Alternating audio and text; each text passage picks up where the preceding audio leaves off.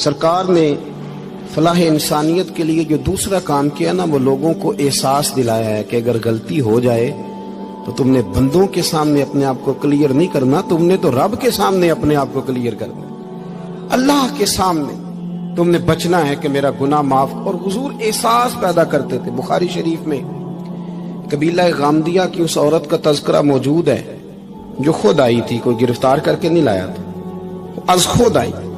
احساس پیدا ہو گیا نا گناہ کا۔ یہاں بہت ساری غلطیاں کر کے بھی لوگ جب اپنی بات کرتے ہیں تو کہتے ہیں کبھی یاد تو نہیں کسی کے ساتھ زیادتی کی ہو، یاد تو نہیں کبھی کسی کا۔ بھئی آپ نے اتنے بڑے ولی ہونے کا دعویٰ کر دیا۔ انسان تو انسان رہتا ہے۔ بڑے بڑے لوگ کہہ گئے کہ یا اللہ اگر انجانے میں بھی بھول گئے ہیں تو ہم سے درگزر فرما، لیکن جب ہم تیار ہی نہیں ماننے کو۔ حضرت انس بن مالک کہتے ہیں وہ خاتون آئی، کوئی پکڑ کے نہیں لایا، کسی 14 دنوں کے ریمانڈ پہ نہیں اسے منوایا گیا، اسے وہ خود بخود آئی اور کریم محبوب علیہ السلام کے سامنے جب وہ کھڑی ہوئی تو اتنے درد سے میں نے کم لوگ روتے دیکھے ہیں جس درد سے وہ روئی۔ عرض کرنے لگی حضور میں غلطی کر بیٹھی ہوں، مجھ سے زنا ہو گیا، مجھے پاک کر دے۔ تو محبوب کریم علیہ السلام نے فرمایا تو کیسے ثابت کرے گی تو نے گناہ کیا؟ یعنی مجرم کو ثابت کرنا پڑ رہا ہے کہ میں گناہ گار۔ یہ وہ کمال ہے کہ انسانوں کو احساس ہونے لگے کہ یہاں ہم غلط ہیں۔ جب اعتراف جرم ہوتا ہے، جب بیماری کی تشخیص ہوتی ہے تو پھر اس کا علاج بھی ہو جاتا ہے۔ حضرت انس بن مالک کہتے ہیں وہ عرض کرنے لگی حضور میرے پیٹ میں ناجائز بچہ ہے۔ حضور نے فرمایا جا جب بچہ پیدا ہو تو پھر آنا۔ وہ 8 ماہ کے بعد آئی تو اس کی گود میں پھول سا بچہ تھا۔ حضور نے فرمایا واپس جا، جب روٹی کھانے لگ جائے تو پھر آنا۔ وہ 2 سال 2.25 سال دودھ پلاتی رہی، پھر جب آئی تو بچے کے ہاتھ میں روٹی کا ٹکڑا تھا۔ کریم محبوب صلی اللہ تعالی علیہ وسلم سے آ کے جب اس نے بات کی تو وہ درد سے روئی، کہنے لگی یا رسول اللہ 3 سال ہونے کو ہیں، میں نے گناہ کیا ہے، میں ساری رات سو نہیں پاتی۔ حضور تڑپتی، اگر اس حال میں مر گئی تو اپنے رب کو کیا منہ دکھاؤں، مجھے پاک کر دے، میرے حال پہ رحم فرمائے۔ محبوب کریم صلی اللہ علیہ وسلم نے بچہ ایک صحابی کو دیا، فرمایا بچوں کی طرح پالنا، اور کہا اسے لے جاؤ، پتھر مار مار کے اسے سنسار کر دو۔ صحابہ کہتے ہیں اسے پتھر لگ رہے تھے اور حضور بے چینی کے ساتھ ٹہل رہے۔ آ کے خبر دی حضور وہ تو وصال کر گئی، انتقال ہو گیا۔ فرمایا یہاں تک تو بات اس کی تھی۔ حضرت انس بن مالک کہتے اب محبوب کریم نے صحابیات سے فرمایا اسے غسل دو، کفن پہناؤ، جنازہ تیار ہو جائے تو مجھے خبر کرنا۔ حضرت انس بن مالک کہتے ہیں غسل ہوا، کفن ہوا، جنازہ تیار ہوا تو حیران ہم تب ہوئے جب میرے محبوب نے فرمایا صفیں بناؤ، میں خود جنازہ پڑھاؤں گا، میں خود جنازہ پڑھاؤں گا۔ اور سرکار نے جنازہ پڑھایا تو ایک شخص کی زبان سے نکلا حضور اس ملعون کا معاذ اللہ جنازہ جس نے ناجائز بچہ جنا، اس کے لیے آپ دعا کر رہے ہیں، جنازہ پڑھا۔ حضور فرمانے لگے خاموش ہو جاؤ، تم نے گناہ دیکھا ہے، اس کا احساس نہیں دیکھا، تم نے غلطی دیکھی ہے لیکن اس کی توبہ کا انداز نہیں دیکھا۔ اور صاحب کنز العمال نے یہ لفظ نقل کیے ہیں کہ کریم محبوب فرمانے لگے اس نے تو ایسی شاندار توبہ کی ہے کہ اگر میں اپنی ساری امت میں بانٹ دوں تو اللہ سب کی مغفرت فرما دے گا۔ احساس جب پیدا ہو جاتا ہے نا اپنے دل کے اندر کہ یہاں میں غلط ہوں، ان العبد اذا اعترف ثم تاب تاب اللہ علیہ او کما قال نبی صلی اللہ علیہ وسلم، رواہ مشکات۔ حضور نے فرمایا جب کوئی بندہ کہتا ہے نا اللہ میں بھول گیا تھا اور پھر وہ توبہ کرتا ہے تو رب اس کی توبہ کو فوراً ہی قبول فرما لیتا ہے۔ پہلی بات یہ کہ عقائد کو مضبوط رکھیں، مضبوط عقائد۔ اور یہ جو آج کل ایک اور ماحول چل رہا ہے کہ تھوڑا ادھر کو تھوڑا ادھر، عقائد وہی درست ہیں جن کی تشریح شیخ عبدالحق محدث دہلوی نے فرمائی، عقائد وہی درست ہیں جن کی بابت حضرت مجدد الفسانی لکھ گئے، اور ان سب کو اگر کھلا کر کے بیان کیا تو امام احمد رضا فاضل بریلوی نے بیان کیا۔ انہی بزرگوں کی باتوں کو کھول کر ہمارے سامنے رکھا۔ مضبوط عقائد کی زندگی گزاریں۔ اور دوسری بات اگر کبھی کوئی غلطی ہو جائے پھر اس کا احساس پیدا کریں، پھر اس سے توبہ کریں۔ تیسری بات جو فلاح انسانیت کے لیے بڑی ضروری ہے وہ یہ ہے کہ تھوڑا احساس پیدا کریں دوسروں کا۔ میری زندگی میری ذات سے شروع ہوتی ہے، میری ذات سے۔ میرے سے ہنس کے بولو، میری بات مانو، میرے پیچھے چلو، میرے آرام میں خلل نہ آئے، میری طبیعت کے بھئی آپ کی طبیعت کے مطابق چلیں تو پھر تو آپ بہت بڑے خود غرض ہوئے کہ آپ نے صرف اپنے لیے سوچا۔ محبوب کریم کا کمال یہ تھا کہ حضور نہ دوسروں کا بڑا احساس فرماتے تھے۔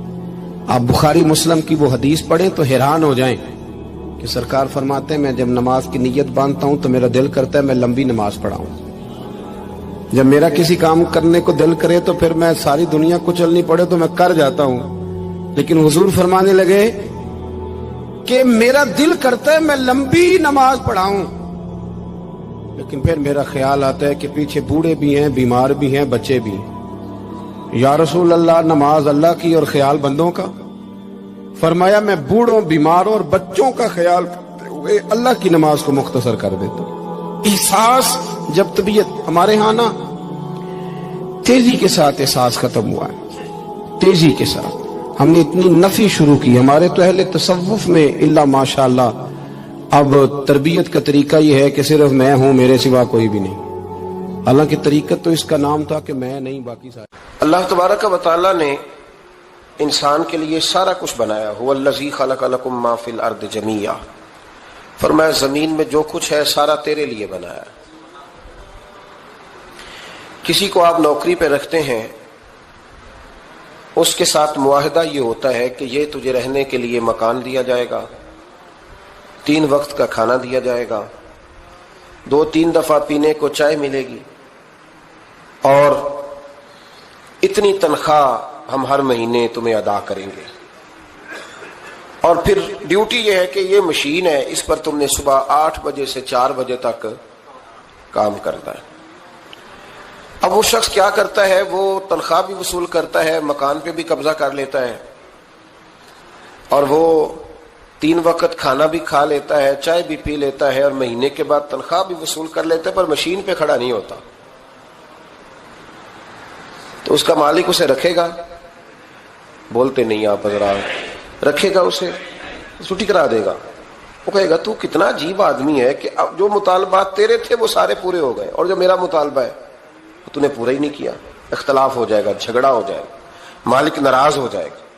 سمجھانے کے لیے مثال دے رہا ہوں کہ ہم نے کیا کیا ہے، ہم نے اللہ کی دی ہوئی زمین پر گزارا بھی کیا، اس کا دیا ہوا رزق بھی کھایا، اللہ نے اولاد دی ہمیں، اللہ نے صحت دی، سارا کچھ دیا، تو جو مطالبے ہمارے تھے وہ تو سارے پورے ہو گئے، اور جو رب کا مطالبہ تھا کہ میرے قرب کے رستے کا سفر کرو، تلاش کرو، وجاہدوا فی سبیل اللہ، میرے رستے میں مجاہدہ کرو، جد و جہد کرو، آگے بڑھو، وہ ہم نے کب کرنا ہے؟ وہ اس کی منصوبہ بندی کب ہوگی؟ اللہ کے قرب کا رستہ طے کرنا۔ ہمارے صوفیانہ روز دیکھا کرتے تھے کہ آج ہمارے دل میں ہمارے رب کی کتنی محبت ہے، آج کتنا میرا دل چاہ رہا ہے کہ میں اپنے اللہ کی طرف بڑھوں، روز ذائقہ محسوس کرتے تھے، طلب پیدا کرتے تھے۔ ہمارے مزاجوں کے اندر ہر چیز کی طلب پیدا ہو گئی ہے، لیکن وہ جو ایک خاص ذوق تھا نا اللہ کے قرب کا، اس کی چاہت، اس کی طلب، اس کی طرف بڑھنا، محسوس کرنا کہ میرا رب ہے، محسوس کرنا کہ میں کسی کا بندہ ہوں، مجھے کوئی رزق دیتا ہے۔ ہمارے صوفیاء، اولیاء، صحابہ، اہل بیت، انبیاء یہ ہر وقت محسوس کرتے تھے کہ میں کوئی شترے بے مہار نہیں، کوئی میرا ہے جو مجھے بنانے والا ہے، جو مجھے نوازنے والا ہے، جو مجھے عطا کرنے والا ہے۔ وہ اپنے رب کی چاہت کرتے، اپنے رب سے محبت کرتے، اپنے رب کی طلب پیدا کرتے، شوق بڑھاتے روز عبادت کا۔ ان کے اندر ایک جذبہ تھا جو روز پروان چڑھتا تھا، 5 نمازیں پڑھنے کے باوجود وہ اشراق پڑھتے، چاش پڑھتے، تہجد پڑھتے، صلاۃ اللیل پڑھتے، وہ قرآن پاک کی تلاوت کرتے، پھر بھی کبھی ان کا ذوق آتا تو وہ دنیا سے کٹ کے مصلے پہ ہی آ کے بیٹھ جاتے۔ لیکن وہ درد، وہ ذائقہ، وہ کیفیت، وہ چیزیں مان پڑتی جا رہی ہیں۔ قوم اگر کبھی کو مسئلہ پوچھتی ہے تو بڑا عارضی سا، رب دا طالب کوئی نہ ملیا، جو ملیا طالب زردہ ہو۔ حضرت سلطان بہو فرماتے ہیں کہ مطلب کدھر گئے لوگ جو رب کو طلب کرتے تھے، جن کی خواہش تھی کہ ہمیں اللہ کا قرب نصیب ہو، پیارے رسول صلی اللہ علیہ وسلم کی معرفت کا ذوق ہمیں نصیب ہو، وہ کہاں گئے؟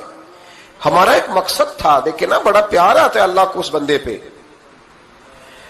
حضرت علامہ اسماعیل حقی رحمۃ اللہ علیہ فرماتے ہیں کہ اللہ نے فرشتوں سے کہا کہ میں نے انی جاعل فی الارض خلیفہ، زمین پہ نائب بناؤں گا. قالوا تجعل فیہا من یفسد فیہا ویسفک الدماء ونحن نسبح بحمدک ونقدس لک قال انی اعلم ما لا تعلمون.